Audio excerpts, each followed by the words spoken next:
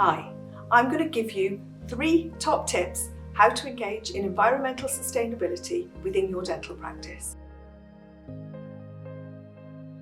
Number 1, reduce the use of paper in the practice by using double-sided photocopying and printing, by utilising text messages to remind patients and using QR codes for patient information leaflets.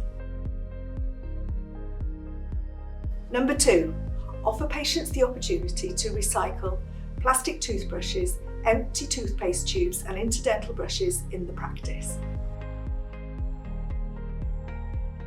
Number 3, improve segregation of clinical and non-clinical waste in your practice by clearly labelling your bins and putting non-contaminated waste into domestic and recycling bins. For more information, please check out the Centre for Sustainable Healthcare website or the HEIW Climate Action webpage. No action is too small. Together we can make a difference.